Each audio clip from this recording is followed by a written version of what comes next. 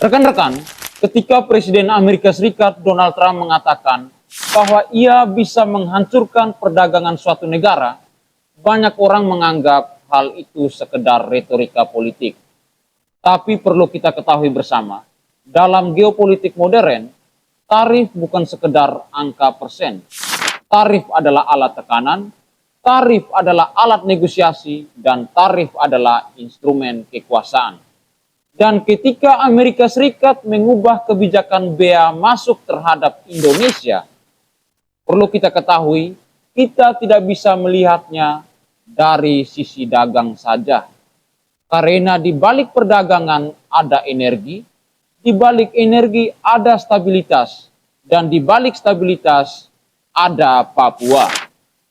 Rekan-rekan, menurut data Badan Pusat Statistik dan Laporan Perdagangan Internasional 2023-2024, total perdagangan Indonesia dan Amerika Serikat sekitar 38 hingga 40 miliar dolar. Ekspor Indonesia Amerika Serikat kurang lebih 23 hingga 25 miliar dolar. Dan impor Indonesia dari Amerika Serikat kurang lebih 13 hingga 15 miliar dolar. Indonesia mengalami surplus perdagangan. Artinya apa? Amerika Serikat adalah salah satu dari 3 pasar ekspor terbesar Indonesia. Jika kebijakan tarif berubah, maka dampaknya sistemik. Ini yang perlu kita ketahui bersama. Rekan-rekan, di era America First, tarif dijadikan sebagai alat negosiasi ulang perjanjian perdagangan.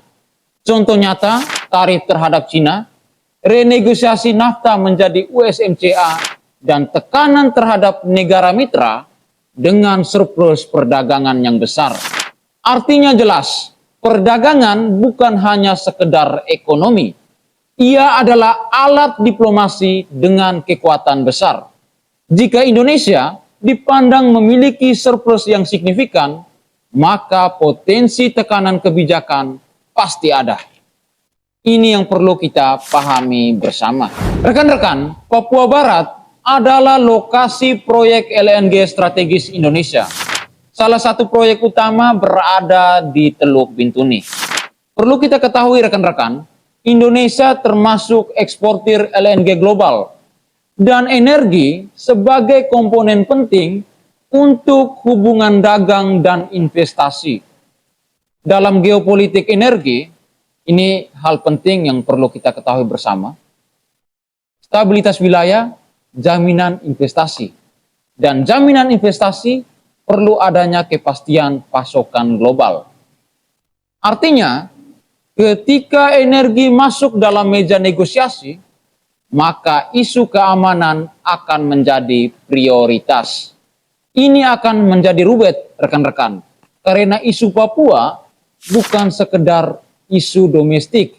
Ia masuk ke dalam isu-isu kalkulasi stabilitas investasi, persepsi risiko global, diplomasi perdagangan bilateral.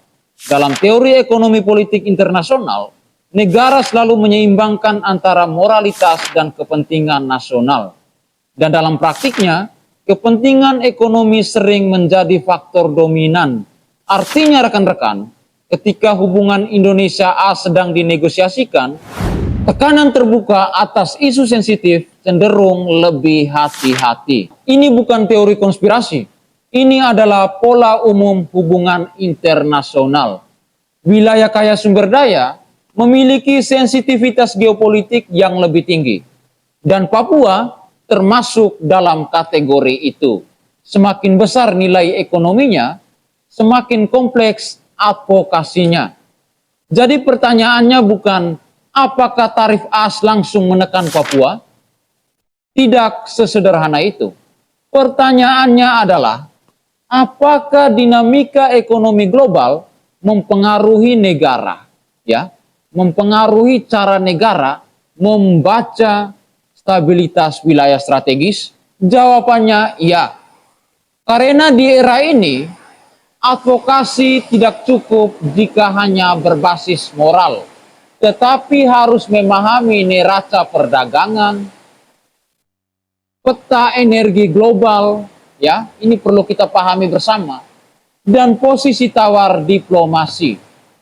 Karena dalam geopolitik modern, bukan hanya nilai yang dibicarakan, tapi kepentingan. Itu realitasnya. Tulis pendapatmu di kolom komentar.